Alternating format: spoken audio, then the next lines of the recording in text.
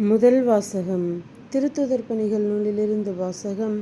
அதிகாரம் 11. இறைவசனங்கள் 1-18 முடிய. பிறவினத்தாரும் கடவுளின் வார்த்தையை ஏற்றுக்கொண்டதை பற்றி திருத்தூதர்களும் யூதேயாவிலுள்ள சகோதர சகோதரிகளும் கேள்விப்பட்டார்கள். பேதுரு எருசலேமுக்கு திரும்பி வந்தபோது விருத்த சேதனமுள்ளவர்கள் அவரோடு வாதிட்டார்கள். நீர் ஏன் விருத்த சேதனம் இல்லாதவர்களிடம் சென்று அவர்களுடன் உணவு உண்டீர் என்று கேட்டார்கள். பேதுரு நடந்தவற்றை ஒன்றின் பின் ஒன்றாக விளக்கி கூறத் தொடங்கினார். நான் யோப்பாவில் இறைவனிடம் வேண்டிக் கொண்டிருந்த போது மெய்மறந்த நிலையில் ஒரு காட்சி கண்டேன். பெரிய கப்பற்பாறையைப் போன்ற ஒரு விரிப்பு 4 முனைகளிலும் கட்டப்பட்டு வானத்திலிருந்து இறக்கப்பட்டு என்னிடம் வந்தது. அதை நான் கவனமாக உற்று நோக்கியபோது தரையில் நடப்பன, ஊர்வன, வானில் பறப்பன, காட்டு விலங்குகள் ஆகியவற்றை கண்டேன். பேதுரு, எழுந்திடு, இவற்றை கொன்று சாப்பிடு என்னும் ஒரு குரல் ஒலிப்பதையும் கேட்டேன். அதற்கு நான், வேண்டவே வேண்டாம் ஆண்டவரே, தீட்டானதும் தூய்மையற்றதுமான எதுவும் ஒருபோதும் என் வாய்க்குள் சென்றதில்லையே என்றேன். 2ஆம் முறை வானிலிருந்து மறுமொழியாக, தூய்மையானது என கடவுள் கருதுவதை தீட்டாக கருதாதே என்று அக்குரல் ஒலித்தது. இப்படி 3 முறை நடந்த பின்பு யாவும் வானத்துக்கு மீண்டும் எடுத்துக்கொள்ளப்பட்டன. அந்நேரத்தில் செசரியாவிலிருந்து என்னிடம் அனுப்பப்பட்ட 3 நான் தங்கியிருந்த வீட்டின் முன் வந்து நின்றனர். தூய ஆவியார் என்னிடம் தயக்கம் ஏதும் இன்றி அவர்களோடு செல் என்று கூறினார். உடனே நானும் இந்த 6 சகோதரர்களும் என்னோடு வர நாங்கள் அந்த மனிதர் வீட்டை அடைந்தோம். அவர் தம் வீட்டில் வானதூதர் வந்து நின்றதைக் கண்டதாகவும் அத்தூதர் யோப்பாவுக்கு ஆள் அனுப்பி பேதுரு என்னும் பெயர் கொண்ட சீமோனை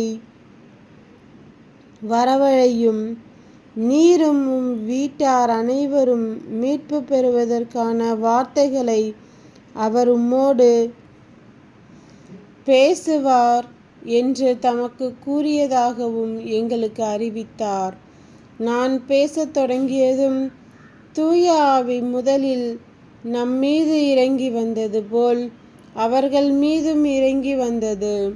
அப்பொழுது யோவான் தண்ணீரால் திருமுழுக்கு கொடுத்தார்.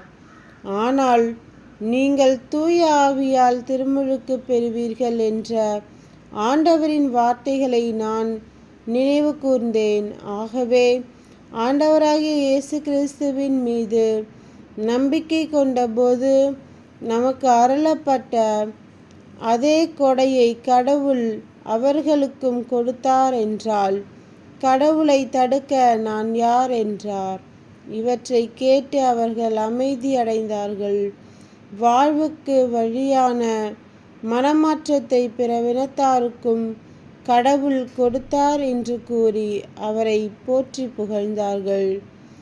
ஆண்டவரின் அருள்வாக்கு. இறைவா, உமக்கு நன்றி. நற்செய்தி வாசகம். புனித யோவான் எழுதிய நற்செய்தியிலிருந்து வாசகம். அதிகாரம் 10. இறைவசனங்கள் 11-18 முடிய. நல்ல ஆயன் நானே. நல்ல ஆயர் ஆடுகளுக்காக தம் உயிரை கொடுப்பார். கூலிக்கு மேய்ப்பவர் ஓநாய் வருவதைக் கண்டு ஆடுகளை விட்டுவிட்டு ஓடிப்போவார். ஏனெனில் அவர் ஆயரும் அல்லர், ஆடுகள் அவருக்கு சொந்தமும் அல்ல. ஓநாய் ஆடுகளைப் பற்றி இழுத்து கொண்டு போய் மந்தையை சிதறடிக்கும். கூலிக்கு மேய்ப்பவருக்கு ஆடுகளை பற்றி கவலை இல்லை. நல்ல ஆயன் நானே, தந்தை என்னை அறிந்திருக்கிறார், நானும் தந்தையை அறிந்திருக்கிறேன். அதுபோல் நானும் என் ஆடுகளை அறிந்திருக்கிறேன், என் ஆடுகளும் என்னை அறிந்திருக்கின்றன. அவற்றிற்காக எனது உயிரை கொடுக்கிறேன். இக்கொட்டலை சேரா வேறு ஆடுகளும் எனக்கு உள்ளன. நான் அவற்றையும் நடத்தி செல்ல வேண்டும்.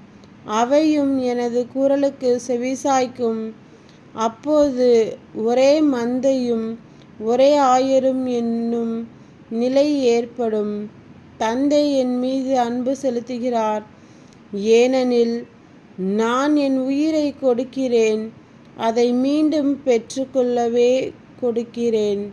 என் உயிரை என்னிடமிருந்து யாரும் பறித்து கொள்வதில்லை, நானாகவே அதை கொடுக்கிறேன். உயிரை கொடுக்கவும் எனக்கு அதிகாரம் உண்டு, அதை மீண்டும் பெற்றுக்கொள்ளவும் எனக்கு அதிகாரம் உண்டு. என் தந்தையின் கட்டளைப்படியே நான் இப்படி செய்கிறேன் என்றார். கிறிஸ்துவின் நற்செய்தி. கிறிஸ்துவே உமக்கு புகழ்.